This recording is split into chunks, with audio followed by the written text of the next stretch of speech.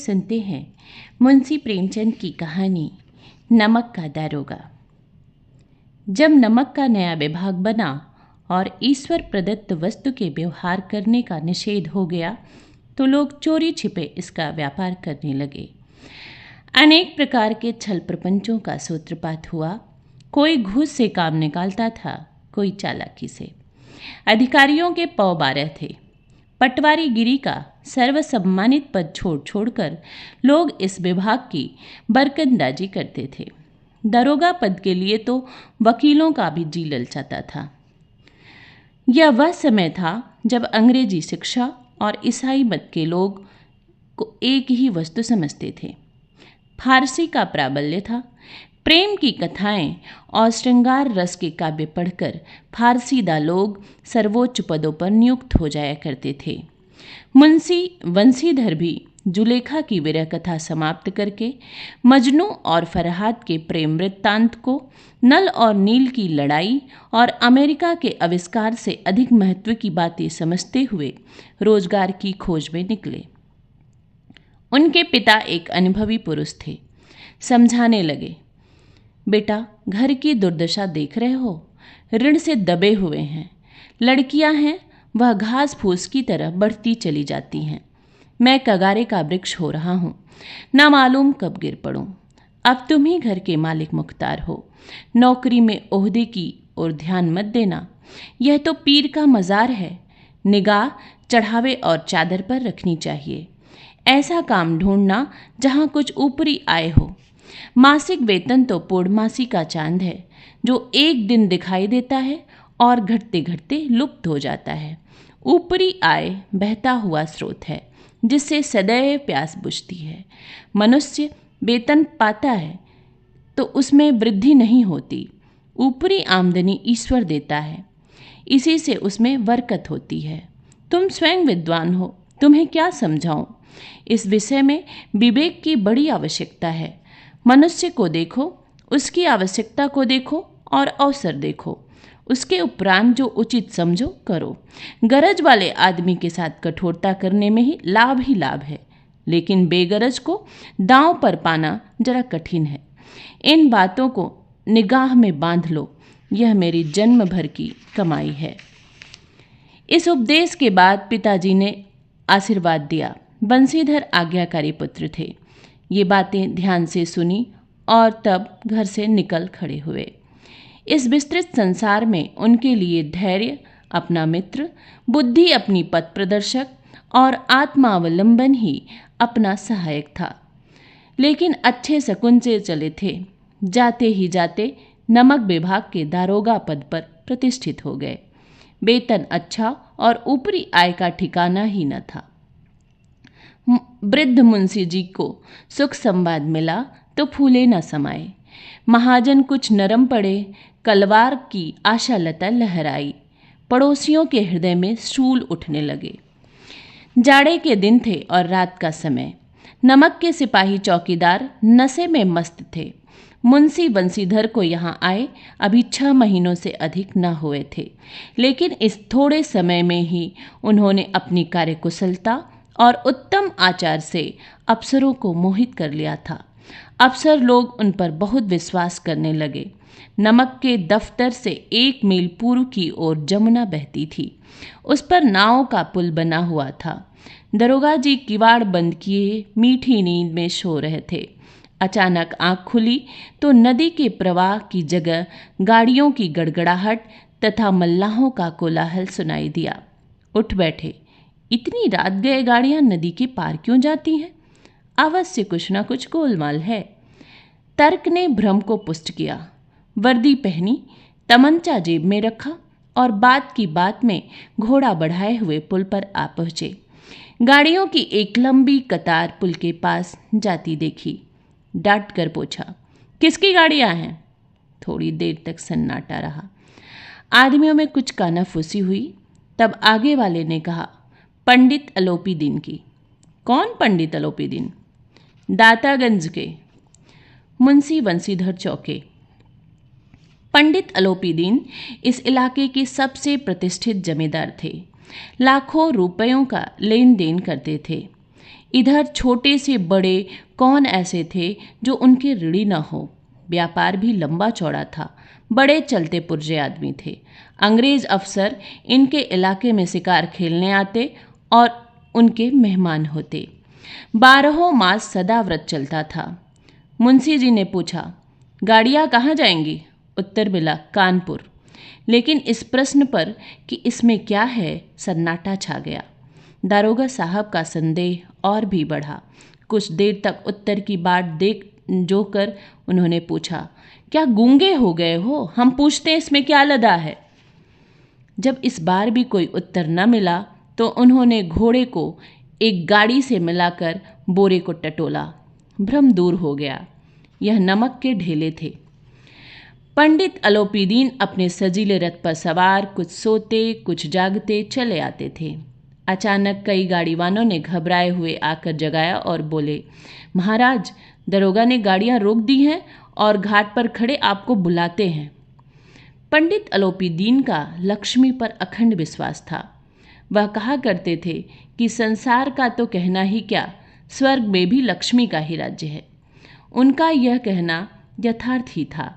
न्याय और नीति सब लक्ष्मी के खिलौने हैं। वैसे इन्हें जैसे चाहती हैं वैसे न चाहती हैं। लेटे लेटे ही गर्व से बोले, चलो हम आते हैं।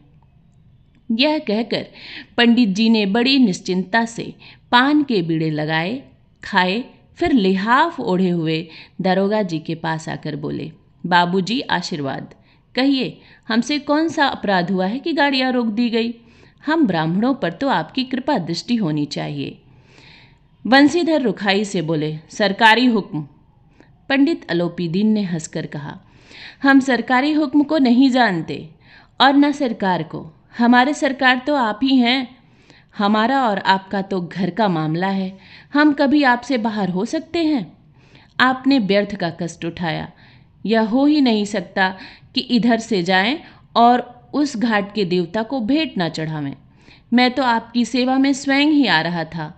वंशीधर पर ऐश्वर्य की मोहिनी वंशी का कुछ प्रभाव न पड़ा। ईमानदारी की नई उमंग थी। कड़क कर बोले, हम उन नमक हरामों में से नहीं हैं जो कौड़ियों पर अपना ईमान बेचते फिरते हैं। आप इस समय हिरासत में हैं। आपका कायदे के अनुसार चालान होगा। बस मुझे अधिक बातों की फुर्सत नहीं है। जमादार बदलो सिंह, तुम इन्हें हिरासत में ले लो, मैं हुक्म देता हूँ। पंडित अलोपीदीन स्तंभित हो गए। गाड़ीवानों में हलचल मच गई। पंडित जी के जीवन में कदाचित यह पहला ही अवसर था कि पंडित को ऐसी कठोर बातें सुननी पड़ी। बदलो सिंह आगे बढ़ा, किंतु रोब के मारे यह साहस न हुआ कि उनका हाथ पकड़ सके। पंडित जी ने धर्म को धन का ऐसा निरादर करते कभी न देखा था। विचार किया कि यह अभी उद्दंड लड़का है, माया मोह के जाल में अभी नहीं पड़ा है, अल्हड़ है, झिझकता है। बहुत दीन भाव से बोले, बाबू साहब, ऐसा न कीजिए, हम मिट जाएंगे। हम किसी तरह आपके बाहर थोड़ी ही हैं। बंसीधर ने कठोर स्वर में कहा, हम ऐसी बातें नहीं सुनना चाहते। अलोपीदीन ने जिस सहारे को चट्टान समझ रखा था वह पैरों के नीचे से खिसकती मालूम पड़ी। स्वाभिमान और धन ऐश्वर्य को कड़ी चोट लगी। अभी तक धन की सांख्यिकी शक्ति का उन्हें पूरा भरोसा था। वे जानते थे कि धन की सांख्यिकी धर्म को कमजोर कर देती है। अपने मुख्तार से बोले, लाला जी, 1000 नोट बाबू साहब को भेंट करो। आप इस समय भूखे सिंह हो रहे हैं। बंसीधर ने गर्म होकर कहा, 1000 नहीं, 1,00,000 भी मुझे सच्चे मार्ग से नहीं हटा सकते। धर्म की इस बुद्धिहीन दृढ़ता और देव दुर्लभ त्याग पर मन बहुत झुंझलाया। अब दोनों शक्तियों में संग्राम होने लगा। धन ने उछल उछल कर आक्रमण करने शुरू किए। 1 से 5, 5 से 10, 10 से 15 और 15 से 20,000 तक नौबत पहुंची। किंतु धर्म अलौकिक वीरता के साथ इस बहुसंख्य सेना के सम्मुख अकेला पर्वत की भांति अटल अविचलित खड़ा था। अलोपीदीन निराश होकर बोले, अब इससे अधिक मेरा साहस नहीं, आगे आपको अधिकार है। बंसीधर ने अपने जमादार को ललकारा। बदलो सिंह मन ही मन दरोगा जी को गालियां देता हुआ पंडित अलोपीदीन की ओर बढ़ा। पंडित जी घबराकर 2-3 कदम पीछे हट गए। अत्यंत दीनता से बोले, बाबू साहब, ईश्वर के लिए मुझ पर दया कीजिए। मैं 25,000 पर निपटारा करने के लिए तैयार हूँ। असंभव बात है। 30,000 पर? क्या 40,000 पर भी नहीं? 40,000 नहीं, 40 लाख पर भी असंभव है। बदलो सिंह, उस आदमी को अभी हिरासत में ले लो। अब मैं एक भी शब्द नहीं सुनना चाहता। धर्म ने धन को पैरों तले कुचल डाला। अलोपी दीन ने एक हष्टपुष्ट मनुष्य को हथकड़ियां लिए हुए अपनी तरफ आते देखा। चारों ओर निराश और कातर दृष्टि से देखने लगे। इसके बाद वे मूर्छित होकर गिर पड़े। दुनिया सोती थी, पर दुनिया की जीभ जागती थी। सवेरे देखिए तो बालक वृद्ध सबके मुंह पर यही बात सुनाई देती थी। जिसे देखिए वही पंडित जी के इस व्यवहार पर टीका टिप्पणी कर रहा था। निंदा की बौछारें हो रही थी, मानो संसार से अब पानी का पाप कट गया।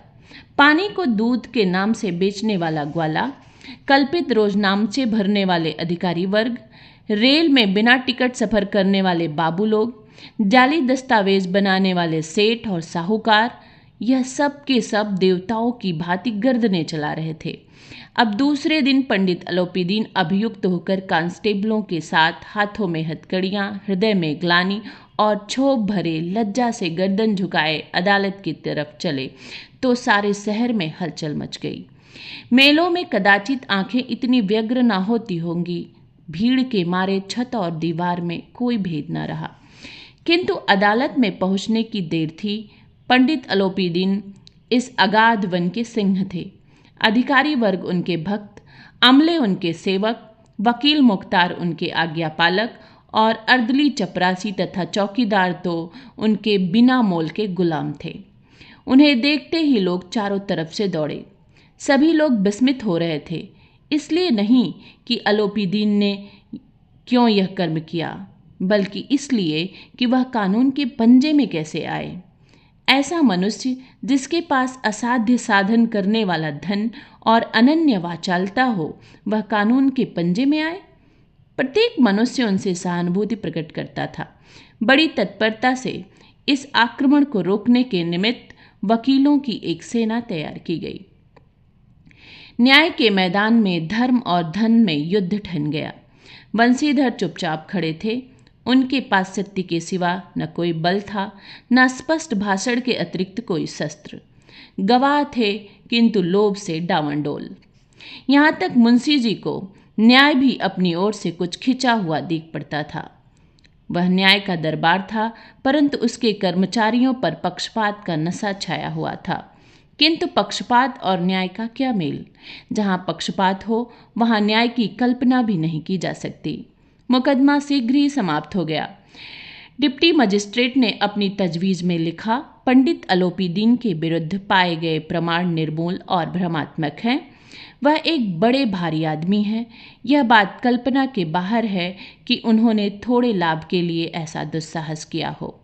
यद्यपि नमक के दारोगा मुंशी वंशीधर का अधिक दोष नहीं, लेकिन यह बड़े खेद की बात है कि उसकी उद्दंडता और विचारहीनता के कारण एक भले मानुस को कष्ट झेलना पड़ा। हम प्रसन्न हैं कि वह अपने काम से सजग और सचेत रहता है, किंतु नमक से मुकदमे की बढ़ी हुई नमक हलाली ने उसके विवेक और बुद्धि को भ्रष्ट कर दिया। भविष्य में उसे होशियार रहना चाहिए। वकीलों ने यह फैसला सुना और उछल पड़े। पंडित अलोपीदीन मुस्कुराते हुए बाहर निकले। स्वजन बांधवों ने रुपयों की लूट की। उदारता का सागर उमड़ पड़ा। उसकी लहरों ने अदालत की नींव तक हिला दी। जब वंशीधर बाहर निकले तो चारों ओर से उनके ऊपर व्यंग्यवाणों की वर्षा होने लगी। चपरासियों ने झुक झुक कर सलाम किए, किंतु इस समय एक एक कटुवाक्य, एक एक संकेत उनकी गर्वाग्नि को प्रज्वलित कर रहा था। कदाचित इस मुकदमे में सफल होकर वह इस तरह अकड़ते हुए न चलते। आज उन्हें संसार का एक खेदजनक विचित्र अनुभव हुआ। न्याय और विद्वता, लंबी चौड़ी उपाधियां, बड़ी बड़ी दाढ़ियां और एबले चोंगे एक भी सच्चे आदर के पात्र नहीं हैं। बंसीधर ने धन से वैर मोल ले लिया था। उसका मूल्य चुकाना अनिवार्य था। कठिनता से 1 सप्ताह बीता होगा कि मुअत्तली का परवाना आ पहुंचा। कार्यपरायणता का दंड मिला। बेचारे भग्न हृदय शोक और खेद से व्यथित घर को चले। बूढ़े मुंशी जी तो पहले से ही कुड़बुड़ा रहे थे। चलते चलते इस लड़के को समझाया था, लेकिन इसने एक ना सुनी। सब मनमानी करता है। हम तो कलवार और कसाई के तगादे से हैं। बुढ़ापे में भगत बनकर बैठे और वहाँ बस वही सूखी तनख्वाह।